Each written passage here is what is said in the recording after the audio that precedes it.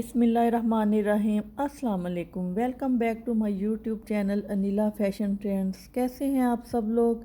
उम्मीद है खैरियत से होंगे, खुशबाश होंगे।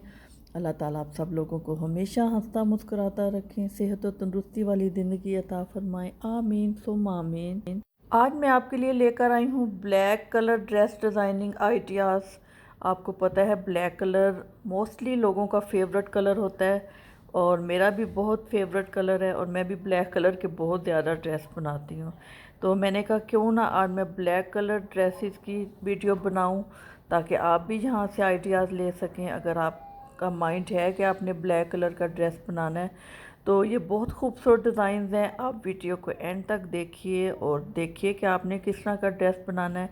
ब्लैक कलर के साथ हर तरह की कलर कॉम्बिनेशन बहुत अच्छी लगती है। आप ब्लैक के साथ रेड कॉम्बिनेशन कर सकते हैं, वाइट कर सकते हैं। रेड और ब्लैक बहुत खूबसूरत लगता है। आप वाइट लेस लगा लें ब्लैक ड्रेस पर, वाइट एम्ब्रॉयडरी करवा सकते हैं। ब्लैक के ऊपर गोटा लगा हुआ भी बहुत खूबसूरत लगता है। बहुत खूबसूरत ड्रेस तैयार होते हैं। आप ब्लैक पर वाइट या रेड एम्ब्रॉयडरी भी करवा सकते हैं, वो भी बहुत प्यारी लगेगी।